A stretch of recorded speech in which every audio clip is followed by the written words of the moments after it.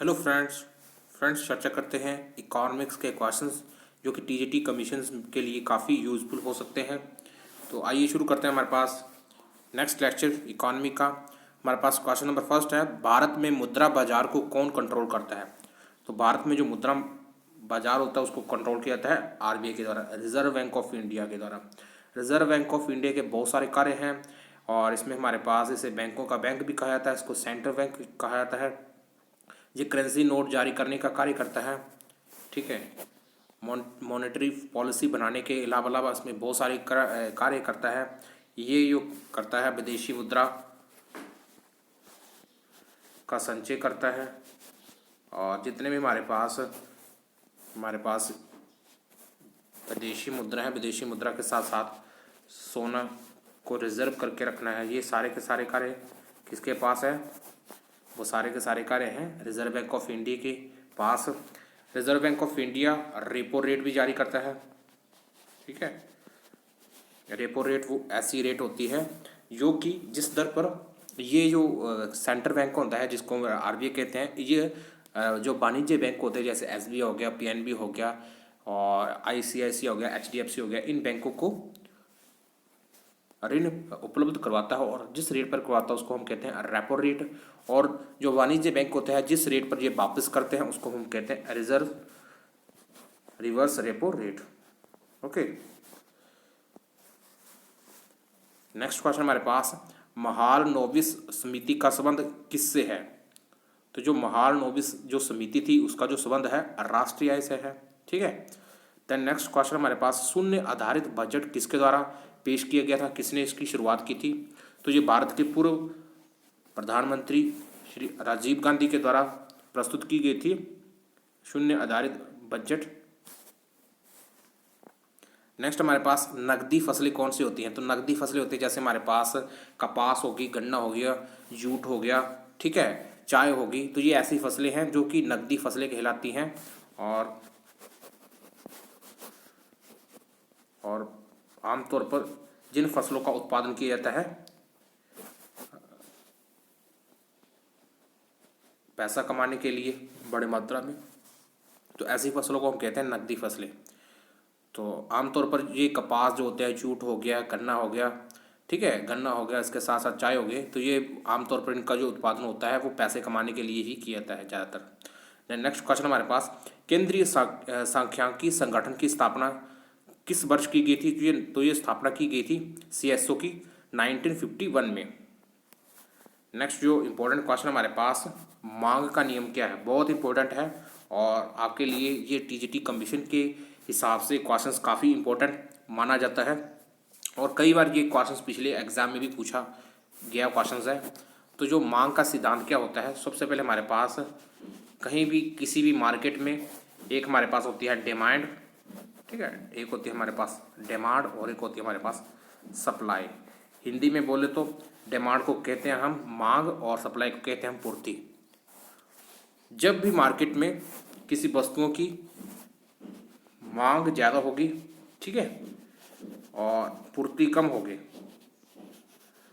पूर्ति क्या हो, पूर्ति कम होगी, मांग ज़्यादा है, तो ऐसी जितनी भी वस्तुएं होगी मार्केट में उनकी जो हमारे पास कीमत होगी वो बढ़ेगी, ठीक है। मींस मार्केट में डिमांड ज़्यादा है, पूर्ति कम है और जो वस्तुओं की सप्लाई है वो कम है, तो ऐसे में क्या होगा, वो वस्तुएं महंगी होगी। आपने देखा होगा कि कभी मार्केट में कई वस्तुओं के जो रेट होते हैं, जैसे कई दालों के रेट होते हैं, प्याज हो गया, प्याज के साथ साथ तेल हो गए, के खाद्य पदार्थ होते हैं, और जैसे कपड़े हो गए, कपड़े के अलावा हमारे पास ऐसी बहुत सारी चीज़ें हैं जिनकी जो हमारे पास कई बार ऐसा होता है कि उनकी डिमांड जो होती है वो काफ़ी मात्रा में होती है और इनकी पूर्ति कई बार कम हो जाती है, ठीक है। मार्केट में ये आगे पीछे होता रहता है, तो ऐसी वस्तु की जो डिमांड होती है उनकी जो रेट होता है वो ऑटोमेटिकली इंक्रीज हो जाता है। तो ये जो मांग का सिद्धांत होता है, कुछ एक्सेप्शन केसों को छोड़ करके इनका जो नियम ये कहता है कि ये जो ऑलवेज ऑपोजिट कार्य करता है, ठीक है। जिन वस्तुओं की पूर्ति ज़्यादा होगी उनकी मांग कम होगी और जब पूर्ति ज़्यादा होगी, मांग कम होगी, तो उनका रेट नेचुरल है कि डाउन होगा। तो ये ऑलवेज ऑपोजिट कार्य करता है मांग का सिद्धांत, कुछ एक्सेप्शंस केसों को छोड़ करके। फॉर एग्जांपल वो एक्सेप्शन केसेस इस प्रकार से है कि जब चीप वस्तुएं, ठीक है, चीप वस्तु होते हैं जिनको आमतौर पर बहुत ही गरीब लोग खरीदते हैं, ऐसे वस्तुओं की मात्रा बढ़ने के बाद उनकी मांग भी बढ़ती है, ठीक है। जैसे जैसे जैसे उनकी जो कीमत जैसे जैसे उनकी कीमत घटेगी, उनकी मात्रा भी, उनकी जो डिमांड होगी वो भी क्या करेगी, उसकी घटेगी। और जब उनकी जो कीमत बढ़ती है तो उनकी मात्रा होती भी बढ़ती है। मतलब ये एक तरीके से कुछ एक्सेप्शन केसेस को छोड़ करके ये मांग का नियम सिद्धांत अप्लाई होता है, और जो ऑलवेज अप्लाई होता है जब किसी वस्तु की कीमत बढ़ती है तो उसकी मांग घटती है। और नेचुरल कि जब मार्केट में सप्लाई ज़्यादा होगी और जो हमारे पास डिमांड कम होगी तो ऐसी वस्तुओं की जो मांग होगी ऑलवेज कम होगी। और ये बहुत इंपॉर्टेंट है। देन नेक्स्ट हमारे पास एकाधिकार प्रतियोगिता क्या है, बहुत इंपॉर्टेंट है और ये भी क्वेश्चन टीजीटी कमीशन में पूछा गया है। फ्रेंड्स ऐसे जो क्वेश्चन जो पूछे जाते हैं टीजीटी कमीशन में, और ये बहुत सारे क्वेश्चन जो है बहुत मेहनत से तैयार होते हैं, बहुत मेहनत से जो क्वेश्चन ढूंढने पड़ते हैं तभी आपके सामने ये क्वेश्चन प्रस्तुत हो पाते हैं। तो हमारे पास जो क्वेश्चन है कि एकाधिकार प्रतियोगिता क्या है, ठीक है। एकाधिकार प्रतियोगिता एक ऐसी प्रतियोगिता होती है जब किसी भी बाजार में, ठीक है, जब किसी भी बाजार में वस्तुओं व सेवाओं की बिक्री के लिए, ठीक है, वस्तुओं व सेवाओं की बिक्री के लिए सिर्फ एक क्रेता होता है। क्रेता मतलब जो बेचने वाला होता है, ठीक है। बेचने वाला एक होगा और खरीदने वाले बहुत सारे होंगे। मतलब पूरे के पूरे मार्केट पर सिर्फ एक ही व्यक्ति का एकाधिकार होगा और वही पूरे मार्केट को कंट्रोल करेगा। तो ऐसे मार्केट को हम कहते हैं एकाधिकार प्रतियोगिता में, मतलब सिर्फ एक व्यक्ति का ही पूरी बाजार के ऊपर कंट्रोल होता है। और ये जो स्थिति है जो आमतौर पर आज के समय में कम ही पाई जाती है।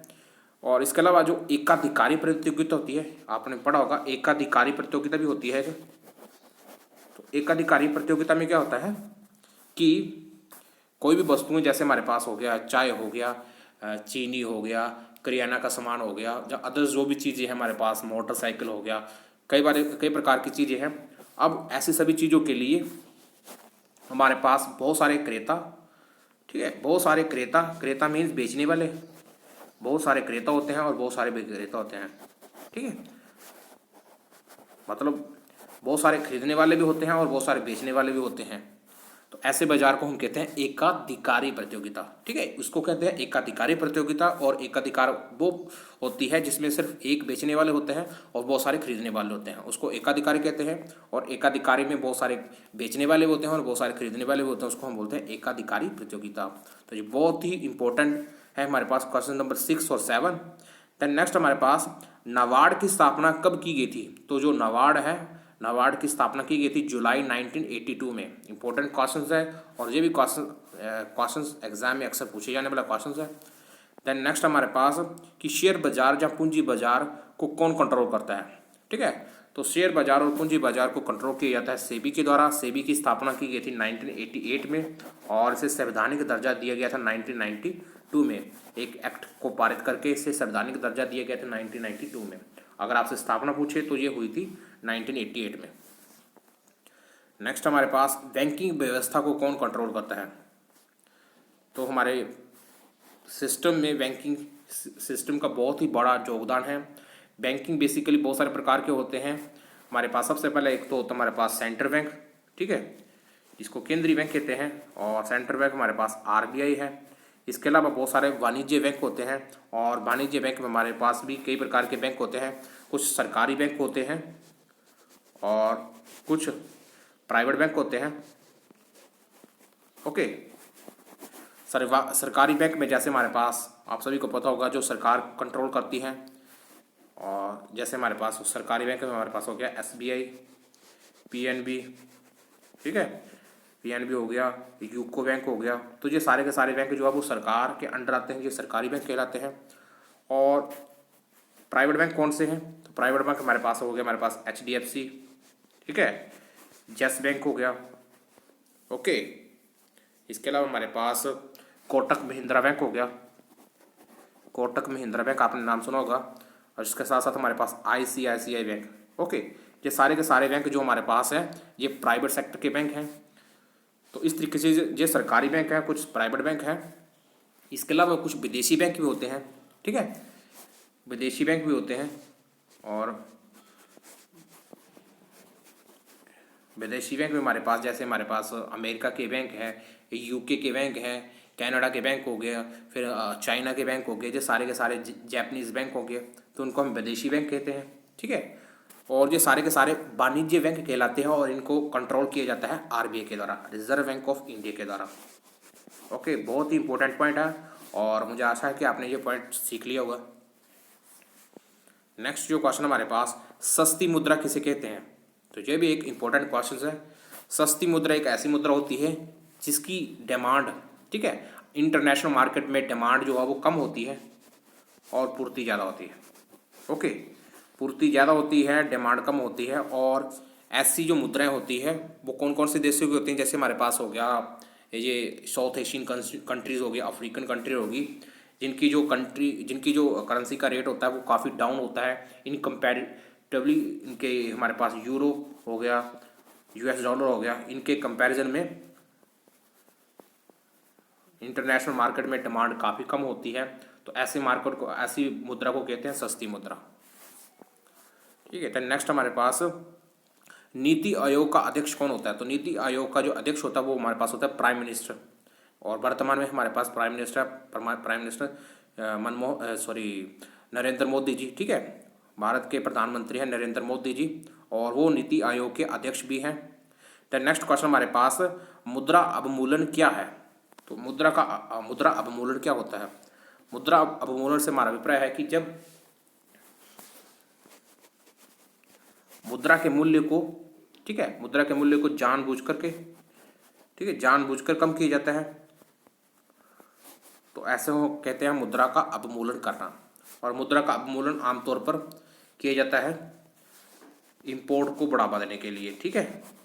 जब हमारे पास इंपोर्ट कम होते हैं, इंपोर्ट हमने कम करने हैं और एक्सपोर्ट को बढ़ावा देना है, तो इसके लिए ज़रूरी होता है कि हमारी जो करेंसी होती है उसकी करेंसी के रेट को डाउन किया जाए।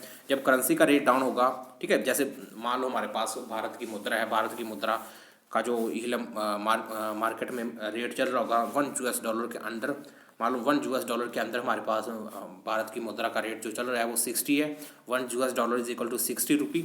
अब हम चाहते हैं कि हमारा जो इम्पोर्ट है वो काफ़ी मात्रा में हो रहा है, ठीक है, हम काफ़ी मात्रा में आयात कर रहे हैं और जो निर्यात कर रहे हैं, हमारा जो हमारे से जो निर्यात हो रहा है वो कम हो रहा है, मीन्स हम आयात ज़्यादा कर रहे हैं, ठीक है, आयात ज़्यादा कर रहे हैं और हमारा निर्यात कम हो रहा है, ठीक है, खरीद ज़्यादा रहे हैं विदेशों से और बेच कम रहे हैं।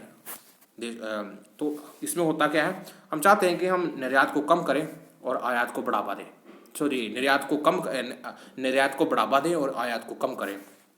तो नेचुरल है कि जो विदेशी लोग हो गए, विदेशी जो कंपनी होगी, जब विदेश में हमारी जो वस्तुओं की मांग तभी ज़्यादा बढ़ेगी जब हमारी जो वस्तु होगी वो क्वालिटी की होगी प्लस सस्ती होगी, ठीक है।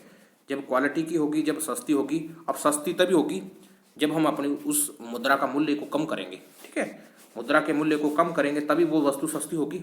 अब मान लो पहले वो वस्तु वहाँ पे उस मार्केट में 100 रुपये की बिक रही है, ठीक है, अब हम चाहते हैं कि अपने निर्यात को बढ़ावा करें, तो हम चाहते हैं कि ये जो 100 रुपये में बिक रही है उस विदेशी मार्केट पे अगर वो 80 रुपये में मिलना शुरू हो जाए तो नेचुरल है कि वहाँ के लोग उस वस्तु को ज़्यादा खरीदेंगे। जब वस्तु को ज़्यादा खरीदेंगे तो निर्यात ऑटोमेटिकली बढ़ जाएगा और निर्यात ऑटोमेटिकली बढ़ जाएगा तो आयात और निर्यात का बैलेंस में आना शुरू हो जाएगा। और बैलेंस में आने से फ़ायदा ये होगा कि हमारे पास विदेशी मुद्रा भी आ जाएगी, करेंसी का रेट ऑटोमेटिकली कंट्रोल होना शुरू हो जाएगा। तो ये बहुत ही इम्पोर्टेंट होता है जो मुद्रा का अवमूल्यन होता है और बहुत सारे इंपॉर्टेंट कार्य होते हैं इसके। तो नेक्स्ट क्वेश्चन हमारे पास, ऑपरेशन फ्लड का संबंध किससे है, तो ऑपरेशन फ्लड का संबंध है डॉक्टर वर्गीज कुरियन से, ठीक है, डॉक्टर वर्गीज कुरियन से संबंध है ऑपरेशन फ्लड, ठीक है। तो नेक्स्ट क्वेश्चन हमारे पास, यूरोप की प्रमुख मुद्रा कौन सी है, तो यूरोप की प्रमुख मुद्रा है यूरो, ठीक है, यूरोप की यूरो है और अमेरिका की है, यूएसए की है यूएस डॉलर, ठीक है, भारत की रुपया, ठीक है। तो फ्रेंड्स ये है कुछ इंपॉर्टेंट क्वेश्चंस। मुझे आशा है कि आपने ये क्वेश्चंस बेसिक सीख लिए होंगे, और ये जो क्वेश्चंस है ये अक्सर एग्जाम में पूछे जाने वाले क्वेश्चंस हैं। तो फ्रेंड्स अगर अभी तक आपने इस चैनल को सब्सक्राइब नहीं किया तो चैनल को सब्सक्राइब जरूर कर लीजिए। फ्रेंड्स वीडियो देखने के लिए आपका धन्यवाद, थैंक्स।